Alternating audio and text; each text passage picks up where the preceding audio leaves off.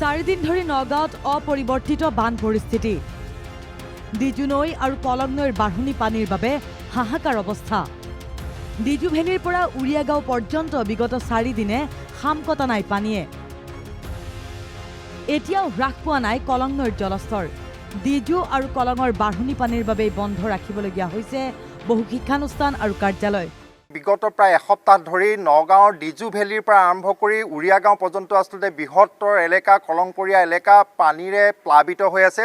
কাৰণ কাৰ্বি পাহাৰ আৰু নগাঁৱৰ বিভিন্ন অঞ্চলত হোৱা ধাৰাসাৰ বৰষুণৰ ফলতে আচলতে ডিজু নদী আৰু কলং নদী ফেনে ফুটুকাৰে বাঢ়ি গৈছিলে, যাৰ ফলত ন অঞ্চল বিশেষকৈ যোৱা 3 দিন ধৰি আচলতে ন অঞ্চল প্লাবিত হৈছে। এইটো উপায় নাই আৰু কিবা ডিজু নৈ পানী বাঢ়ি পেলাই এনেকৈ কলঙৰ দাঁতিকাষৰীয়া অঞ্চলবিলাকত পানী হৈছে।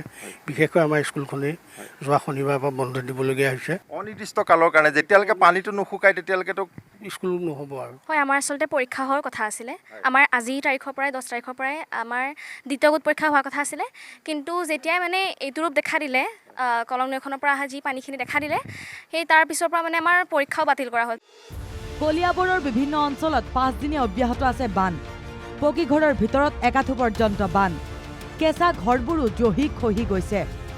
বানত বুৰ গৈছে অঞ্চলটোৰ বিভিন্ন বিদ্যালয়, গৃহ, ৰান্ধনী ঘৰ, প্ৰস্ৰাৱগাৰ, শৌচাগাৰ, দমকল সকলো পানীৰ তলত। গৰমৰ বন্ধ খোল খোৱাৰ 10 দিন পিছতো আৰম্ভ হোৱা নাই পাঠদান।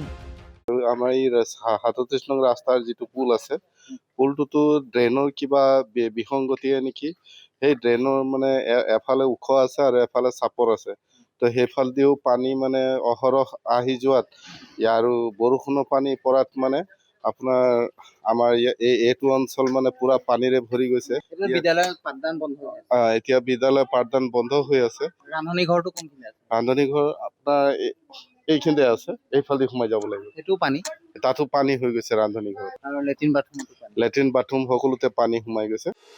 ৰাইজৰ অভিযোগ, 715 নং ৰাষ্ট্ৰীয় ঘাইপথ নিৰ্মাণকাৰী প্ৰতিষ্ঠান গণপতি কনষ্ট্ৰাকশ্যনৰ বিসংগতিপূৰ্ণ কামৰ বাবে এইদৰেই বানত বুৰ গৈ আছে কলিয়াবৰৰ বৃহত্তৰ অঞ্চল।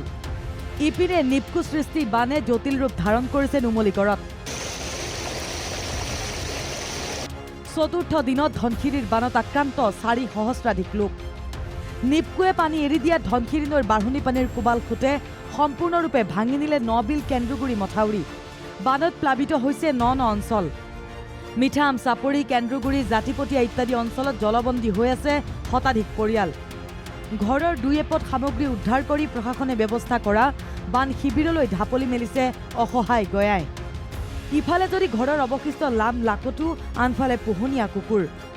এককাল পানী ভাঙি পোহনীয়া কুকুৰকেইটা বুকুত বান্ধি ওখ ঠাইলৈ যাত্ৰা গয়াৰ।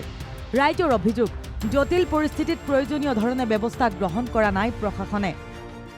চতুৰ্থ দিনাও বানৰ তাণ্ডৱ অব্যাহত আছে গোলাঘাট জিলাৰ মৰঙী মৌজাত আৰু ন অঞ্চল নিপকুসৃষ্ট বানত এতিয়া প্লাবিত হোৱা পৰিলক্ষিত হৈছে। এই মুহূৰ্তত মই উপস্থিত আছোঁ মৰঙী মৌজাৰ মিঠাম চাপৰিত মই উপস্থিত। মই সতীৰ্থক প্ৰথমে পৰিৱেশটো দেখুৱাবলৈ অনুৰোধ জনাইছোঁ। আৰু এই যি নিপকুসৃষ্ট প্ৰলয়ংকাৰী বান, এই প্ৰলয়ংকাৰী বান কিন্তু এতিয়াও কমা নাই। চতুৰ্থ দিনাও জটিল ৰূপ লৈছে নিপকুসৃষ্ট ধনশিৰি বাঢ়নি পানী আৰু ইতিমধ্যে সম্পূৰ্ণৰূপে ভাঙি লৈ গৈছে নবিল কেন্দুগুৰি যি মথাউৰি আছে, সেই মথাউৰি ইতিমধ্যে ভাঙি লৈ গৈছে। 4 দিন হ'ল আজি বান কিন্তু কমা নাই, বাঢ়ি গৈ আছে। মানে হয়, অকণমানে যদি কমে অকণমানে বাঢ়ে, কমানে মানে বৃদ্ধি পাই গৈ আছে। তাৰমানে এতিয়া 2খন গাঁও আপোনাৰ পানীৰ তলত জন্ম হৈ আছে। মানুহ মানে ওখ চালে যাব গৈছে, কিছুমান যাব পৰা নাই, অসুবিধা হৈছে। কিছুমানৰ গৰু ছাগলী অনেক মানে উলিয়াই আনিবলৈ সুবিধা নাইকিয়া হৈছে। এই মাথাউৰিটো যদি সম্পূৰ্ণ কাম হ'লহেঁতেন আজি আমাৰ এই মানুহখিনিৰ অৱস্থা নহ'লহেঁতেন। কিন্তু যেতিয়া যিখিনি কামত যিটো কৰিব লাগে, কিন্তু এতিয়া বাৰিষা মাথাউৰি কাম কৰিলে কোনো কামৰ হেৰি নাথাকে। মৰঙীৰ ৰাজহ চক্ৰৰ অধীনৰ চেঁচামুখতো অপৰিৱৰ্তিত অৱস্থাত আছে ধনশিৰি নৈৰ বাঢ়নি পানী। বাঢ়নি পানীয়ে বুৰাই পেলাইছে হাজাৰ হাজাৰ বিঘা কৃষিভূমি। পথৰ ওপৰেৰে কোবাল খুঁটেৰে বৈ যোৱা বাঢ়নি পানীৰ বাবে ব্যাহত হৈ পৰিছে যাতায়াত ব্যৱস্থা। বিগত বৰ্ষতো অনুৰূপ পৰিস্থিতিৰ সন্মুখীন হৈছিল ৰাইজ।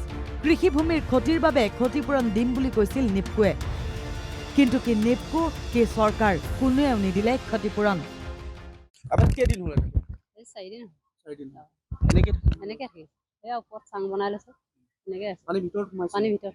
প্ৰশাসনৰ যিসমূহ আচলতে বান সাহায্য বা প্ৰশাসনৰ লোক কেতিয়াবা দেখিছেনে আপোনালোকে? লোক নাই দেখা নাই। পানী এনেকে আজি 4 দিন হৈ গ'ল আৰু এতিয়াও পানী শুকোৱা নাই, অকণমান ৰখিছে, কিন্তু কালিও তেনেকে অকণমান ৰখি পেলাই পুনৰ আকৌ আহিলে নিপকুৱে বা পুনৰ আকৌ খুলিছে বুলি আমি শুনিছোঁ। আৰু প্ৰতি বছৰে নিপকুৱে এনেদৰে যোৱা বছৰ তেনেকে ইমান ডাঙৰ 2টা বানপানী, সেই 2টা বানপানীয়ে সকলো ৰাইজক মানে সৰ্বশান্ত কৰি পেলাইছে। এইবাৰো ৰাইজে বহু কষ্টৰে কৃষি পথাৰ কৰি সামৰিছিলে, এতিয়া এই 4 দিনকে হ'ল বানৰ তলত সকলো কৃষিভূমি, কৃষি সকলো শেষ, কাৰোৰে ইয়াত কৃষি নাই। আৰু পানী ওলালেও সেয়া কৃষি কেতিয়াও নহয়, চব গেলি গৈছে পানীৰ তলতে। যোৱা বছৰ তেনেকে নিপকুৱে ক'লে যে ক্ষতিপূৰণ দিম বুলি, কিন্তু আজি পৰ্যন্ত আমি এটা বছৰ পাৰ হৈ গ'ল। যোৱা বছৰ নিপকুৱে ক্ষতিপূৰণ দিম বুলি ক'লে, প্ৰশাসনে ক্ষতিপূৰণ দিম বুলি ক'লে, প্ৰশাসনৰ ক্ষতিপূৰণ পালে নাই, নিপকুৰ ক্ষতিপূৰণ আমি প্ৰশাসনৰ ক্ষতিপূৰণ পোৱা নাই, নিপকু ফালৰ পৰাও ক্ষতিপূৰণ পোৱা নাই। ইপিনে বান সাহায্যৰ নামত বানাক্ৰান্তক দিয়া হৈছে কেইমুঠিমান চাউল, দাইল, এপেকেটকৈ মিঠাতেল ইত্যাদি। পশু খাদ্য বিচাৰি হাহাকাৰ কৰিছে ৰাইজে। বানৰ মাজত খাদ্যৰ অভাৱত তিল মৃত্যুৰ ক্ষণ গণিছে গঞা ৰাইজৰ পশুধনে। Bureau report NKTV+।